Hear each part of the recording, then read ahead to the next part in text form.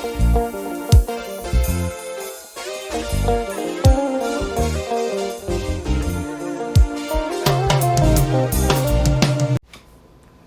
guys, welcome. If this is your first time here, good to see you and hope to see you again. It is Bold TV.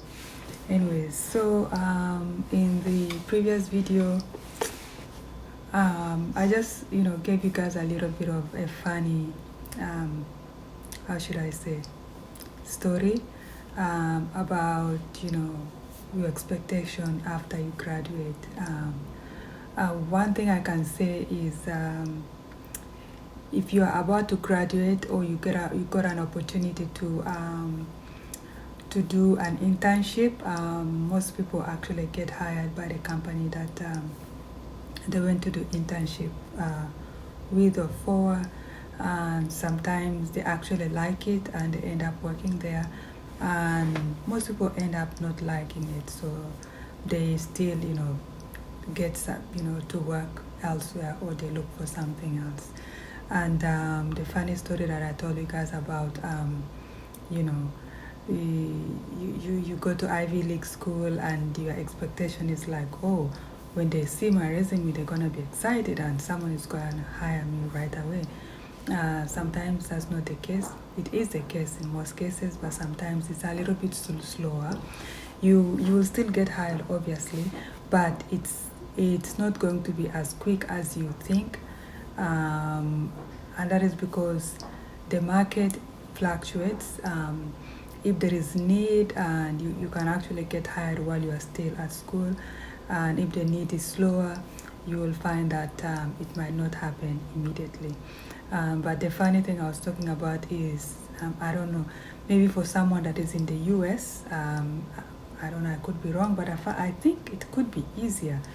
But in Canada, I don't know what my expectation was, but it was interesting though that I could actually talk about it, because you send a lot of resume in this one place and you put your school there, and then you don't hear anything, and then you remove Harvard and then they call you back.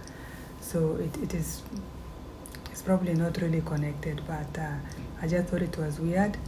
But that besides the point, because some of the places that I put Harvard, I still got in.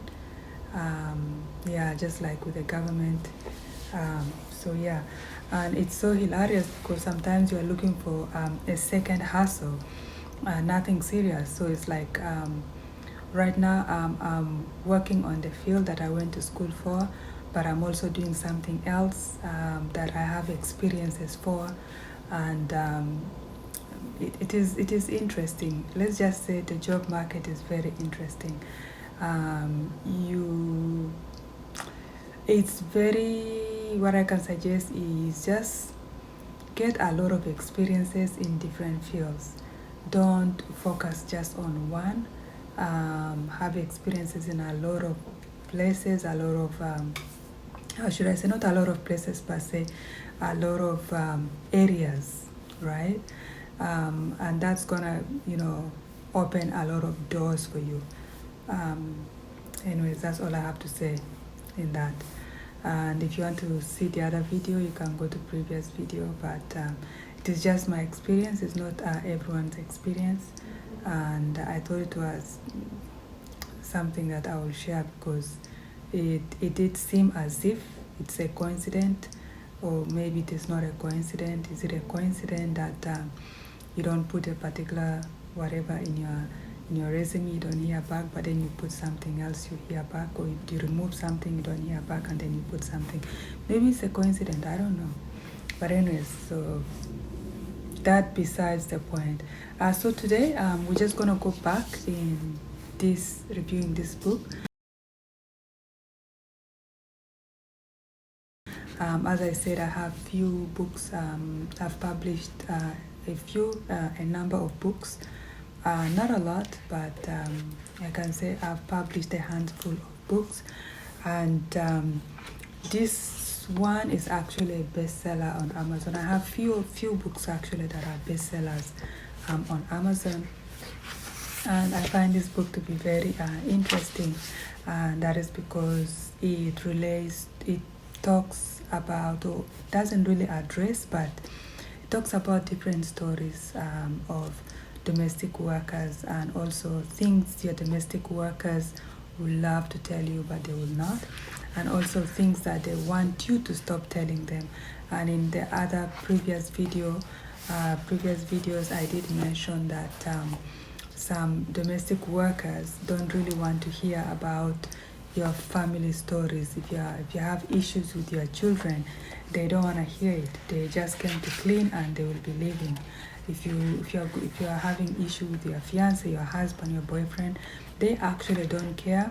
They will listen when you talk to them about it, but they don't really care, and they don't appreciate you telling them, even though they might be interested to listen, but they are not.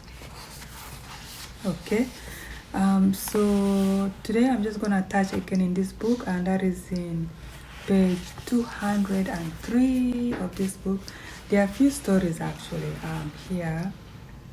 So this lady was saying that she was a nanny for 15 years.